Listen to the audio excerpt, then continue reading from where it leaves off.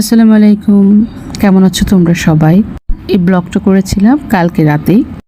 সন্ধ্যার পর ডিম ভাজা করে নিয়েছি পেঁয়াজ দিয়ে। ভাবছি আজকে হাতে রুটি বানিয়ে নিব। জাস্ট একটা রুটি খাবো আর ডিম ভাজা খাবো।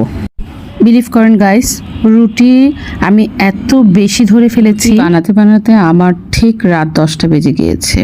আর একা একা এতগুলো রুটি আমি বানিয়ে ফেলেছি, কি আর করা, স্টক করে রেখে রেখে খেতেই হবে। ভাবছিলাম খেলা দেখবো, অন্য কিছু রেডি করব। সেক্ষেত্রে রুটিগুলো হয়তো আগে আগে বানিয়ে তারপর খেলা দেখার জন্য অন্য কিছু তৈরি করব। কিন্তু রুটি বানাতে বানাতে আমি এত বেশি টায়ার্ড হয়ে পড়েছি, রুটি বানাবো নাকি অন্য কিছু বানাবো ওই সুযোগটা আর আমার ছিল না। তারপরও আমি চটপটি রেখেছিলাম, চা রেখেছিলাম, মজা করে খেলা দেখবো। বিলিভ করেন গাইস, খেলা দেখে আমার হার্টবিট বেড়ে গিয়েছিল। কিছুক্ষণ খেলা দেখেছি, কিছুক্ষণ ফেসবুকে স্ক্রল করেছি, কারণ আমি এক নাগাতারে খেলাটা দেখতে পাচ্ছিলাম না। আমার এত বেশি হার্টবিট অ্যান্ড টেনশন বেড়ে গেছে, কি আর বলবো। সত্য বলতে আমি আসলে ব্রাজিল সাপোর্টার, সেক্ষেত্রে আমি স্পেনকে সাপোর্ট করতে পারতাম। তারপরেও কাল কেন জানি আমার মনে হলো আমি আর্জেন্টিনাকে সাপোর্ট করি, আর্জেন্টিনা হয়তো জিতবে। মনের মধ্যে এই আশাটা থেকে থাকলো, কিন্তু মুখ বলছিল যে না, স্পেনও অনেক স্ট্রং একটা টিম। কিন্তু তারপর মনে হয়েছিল খেলাটা একদম খারাপ না হলেও ইকুয়াল তো কিছুটা হবে। বাট খেলাটা একতরফা একচেটিয়া এমনভাবে হয়েছে, খুব নিঃস্ব মনে হয়েছে তখন নিজেকে। স্পেন আসলে অনেক ভালোই খেলেছে, কিন্তু আর্জেন্টিনা কি করলো আসলে, এটা ভাবলে আর বলতে গেলে আসলে মাথাটা পুরোদমেই ধরে যাচ্ছিল।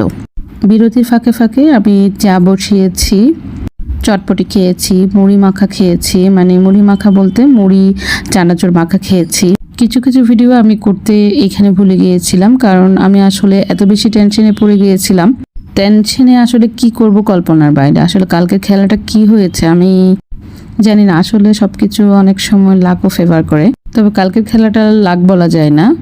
কালকের খেলাটা আমার কি বলবো, আসলে আমি নিজেই কল্পনা করে বলে বোঝাতে পারবো না। মেসি বা আর্জেন্টিনার দলেরা কি খেলেছে, আমি আসলে আমার বলার ভাষা নাই আসলে। যা খেলা নিয়ে আর এত কথা বলতে ইচ্ছা করছে না, যা হওয়ার তা হয়ে গেছে। খেলার ফাঁকে ফাঁকে মজার করে চা খেয়েছি, যাক এনজয় করেছি। খেলা শুরু হওয়ার আগে এই এলাকার এত উত্তেজনা ছিল, আর্জেন্টিনা হেরে যাওয়ার পর পুরো এলাকাটা এতটাই নিস্তব্ধ হয়ে গিয়েছে, কোনো প্রকার কোনো সাউন্ড বলতেই কিছু নেই, কোনো আনন্দ কোনো উল্লাস কিছুই ছিল না। একদম পানির মতো হয়ে গিয়েছিল পুরো এলাকাটা। যাক, আপনাদের সাথে আমার আরও কথা হবে, গল্প হবে ইনশাল্লাহ। আপনারা সুস্থ থাকবেন, ভালো থাকবেন। জীবনের ছোটোখাটো গল্প আরও আপনাদের সাথে শেয়ার করব।